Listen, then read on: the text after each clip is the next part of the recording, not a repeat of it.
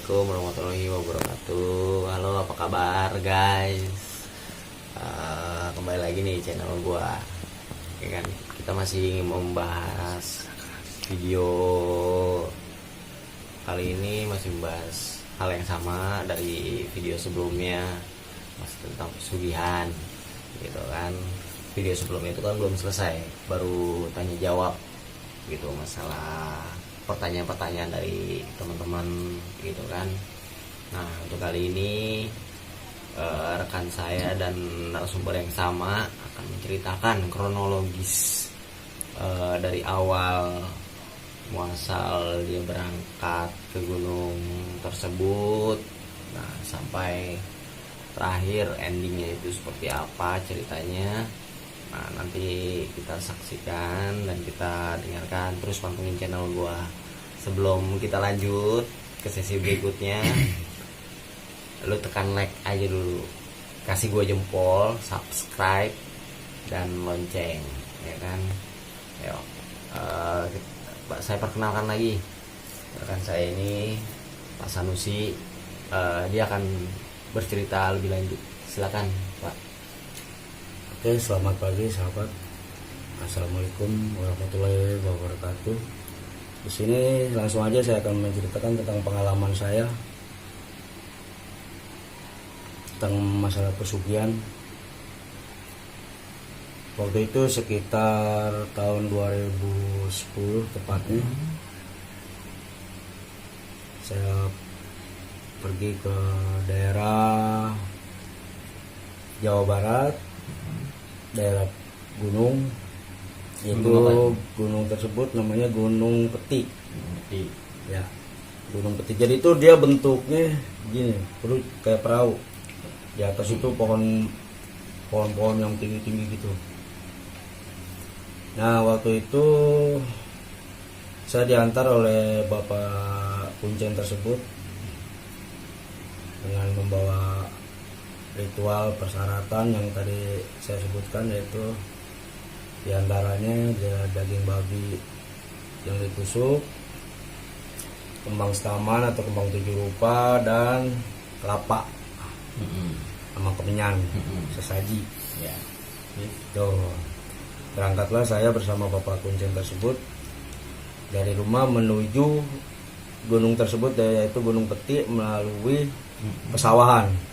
Ya. Sekitar pukul habis asar, setengah 4 Sore ya. Ya, sampai di situ saya duduk bersama Bapak Kuncen. Bapak Kuncen tersebut bawa sesaji semua persyaratan sama tikar orang mati, tikar pandan namanya. Pandan. Ya, tikar pandan. Nah, sampailah saya bersama Bapak Kuncen tersebut di daerah gunung tersebut, Gunung Peti. Dikasih tahu lah caranya begini, nanti saya tidur di tikar tersebut. Dan jangan salah pemirsa, di daerah di gunung tersebut itu ada sebuah kuburan bolong. Kuburan. Kuburan itu bolong. Jadi batu nisannya itu batu kali yang udah tua, gede, besar gitu kan, udah tua, udah berlumut. Kuburan itu bolong, di pas lempengan batu itu bolong, seukuran tangan lah, tangan orang dewasa. Dan saya waktu itu, nah setelah selesai dikasih tahu sama Bapak Kuncen tersebut, saya ditinggal oleh beliau. Ya. Dan saya suruh tidur di situ dari sekarang sampai besok pagi. Mulai dari jam berapa? Mulai dari ya itu jam 4 lah sore. Dan setelah selesai Bapak Kuncen tersebut baca, menyiapkan sesaji dan peralatan yang sudah dibawa dari rumah, termasuk tikar pandan tersebut. Jadi waktu itu handphone saya, jam tangan, ditinggal di rumah beliau, di rumah Kuncen. Nggak boleh bawa apa-apa, dompet, uang.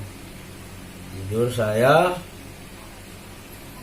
dari sore tersebut sampai pagi.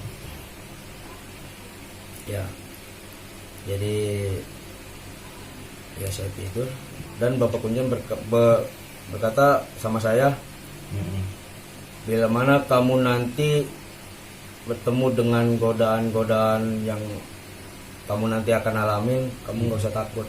Iya. Anggap aja itu hanya hanya godaan belaka, halusinasi.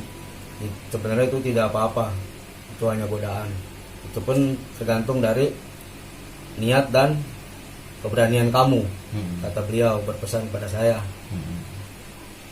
Pulanglah kunjang tersebut, saya tidur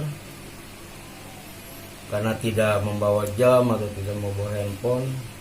Saya tidur masih jam-jam 4 sampai jam 5 sore, sampai terdengar suara azan maghrib, masih terdengar karena kan masih di daerah nggak jauh dari daerah perkampungan.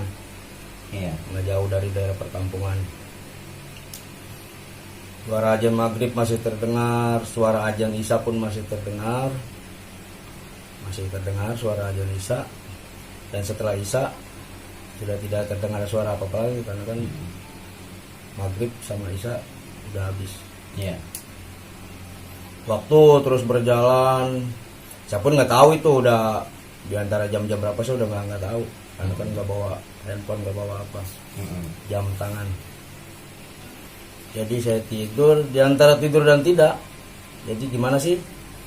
Kayak tidur tapi nggak tidur gitu kan. Tidur ayam kali. Ya pokoknya di antara tidur dan tidak. Nggak tahu kejadiannya jam berapa, jam-jam berapa, entah pagi, entah udah mau pagi atau masih malam kan. Saya didatengin seekor ular besar. Kalau boleh saya gambarkan, ular tersebut besarnya seperti pohon kelapa. Pohon kelapa besar. Jadi ular tersebut waktu itu dia kan tidur tuh begini, lonjor tiduran lah kan. Dia dari sini nih, dari jempol kaki, Iya. palanya itu gede kan. Dari sini merinding bulu saya. Dari jempol kaki terus ke sini, sampai di sini, sampai di kemaluan saya. Dia mangap gitu kan, mau menggigit kemaluan saya. Otomatis saya spontan, saya kaget dong. Iya. Saya kaget itu bukan nyebut yang enggak, saya nyebut asma Allah. Astagfirullahaladzim, la haula wala quwata illa billahil aliyil azim. Dan ternyata ular tersebut hilang. Hilang ular tersebut. Enggak tahu kemana itu ular. Ular itu enggak tahu, hilang. Dan tiba-tiba di selangkangan saya ini keluar asap putih. Terus berbarengan dengan asap putih tersebut, ular tersebut pun ular itu pun hilang. Gitu. Terus keluar asap putih dari sini selangkangan saya. Ya udah, setelah kejadian itu, kejadian asap dan ular tersebut hilang itu, saya nggak tahu jam berapa. Saya tidur pulas, nggak ada gangguan apa-apa lagi.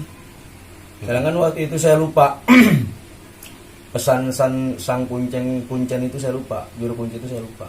Kalau ada gangguan apa-apa, kamu nggak usah takut, nggak usah gentar, ibaratnya kamu harus hadapin, anggap aja itu halusinasi. Ya siapa yang kagak takut? Orang mau digigit ular gede begitu kan, besar begitu kan.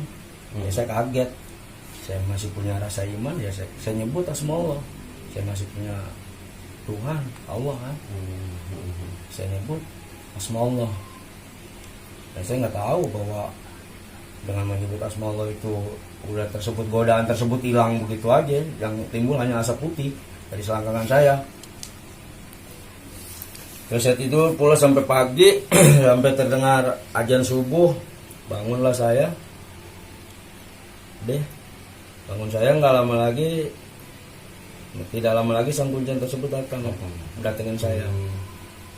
Gimana Jang, katanya. Kumaha Jang, bahasa beliau nih, bahasa Sunda. Kalau orang Sunda bilang, kumaha Jang, semalam mimpi naon atau aya kejadian naon gitu. Aya bah kejadian, aya orang datang gede besar seperti pohon kelapa. Jadi mau matok saya bang, dari sini dari jempol kaki sampai selangkangan saya, dia mau gigit saya. Saya takut, saya nyebut asma, aduh katanya. Manena sebenarnya saat itu hayang berhasil, sedikit lagi akan berhasil. Berarti hampir ya. Hampir berhasil. Kata kuncen tuh, si Abah. Udah tua orangnya, udah jenggotnya segini, udah putih, udah Berapa kolot umur lah. kira-kira?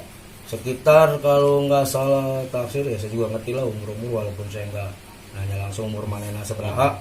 Sekitar umur ya secara fisik melihat dari raut mukanya semua keriput-keriput itu umur 85-an. 85 tahun kuncen tersebut. Ya. Jadi sebenarnya kalau bahasa Indonesianya, kamu itu sebenarnya sedikit lagi berhasil karena kamu tidak tahan godaan tersebut. Kamu gagal mulai hari ini, pagi ini habis subuh kan dia datang, gagal. Itu. Jadi kalau kata kuncen itu, sang kuncen itu bilang sama saya, itu sebenarnya yang datang bukannya orang, cuman dia seputri, putri yang penunggu Gunung Peti itu. Oh gitu. Tuh kalau kata sang kuncen, itu seorang putri cantik. Tuh, jadi dia berbentuk ular dan bila mana kamu sanggup waktu itu godaan, kamu biarkan ular itu menggigit ini barang saya, berkemaluan, kamu akan tidur bareng sama dia, bersetubuh lah ibarat kasarnya. Maaf, saya sebut bahasa bersetubuh karena sang kuncen pun memang bicaranya seperti itu.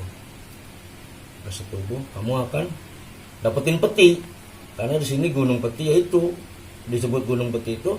Bila mana kamu berhasil tidur dengan putri tersebut yang ada di Gunung Peti itu, kamu akan berhasil membuka peti tersebut. Dan peti tersebut berisi otomatis harta gitu. Otomatis ya saudara atau pemirsa bapak ibu mungkin udah tahu isinya dalam peti itu apa.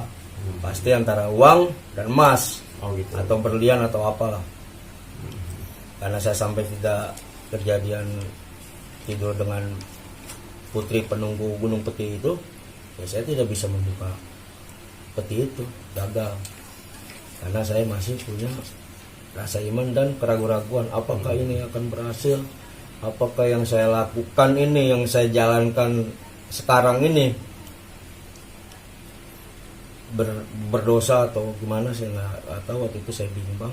Saya waktu itu pengen hidup saya enak, pengen hidup wah, ya terus terang saya pengen hidup wah. Saya pengen jadi number one di daerah saya. Nggak mau ada number 2, nggak mau ada number 3, saya nggak mau.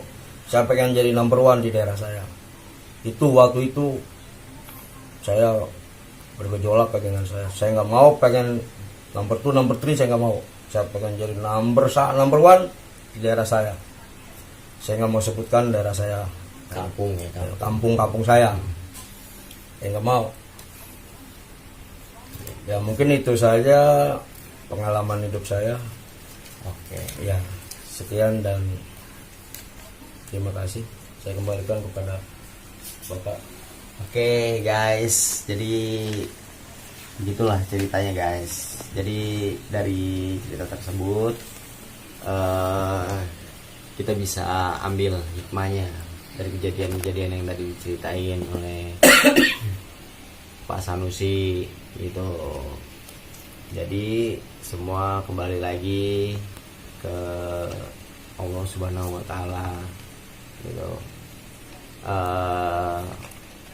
Jangan dicontoh gitu. Ada yang cerita yang tadi diceritakan oleh Pak Sanusi itu jangan dicontoh guys.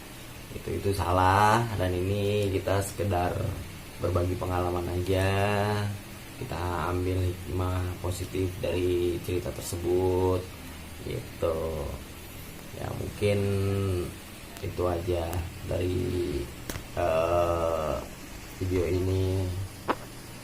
Mungkin next time kita akan cari bahan atau cerita yang lebih menarik lagi Terus saksikan dan ikutin channel gue terus. Klik like, subscribe, dan lonceng. Oke, gitu aja guys. Kita ketemu lagi di lain kesempatan dan di video berikutnya. Oke, assalamualaikum warahmatullahi wabarakatuh. Sukses.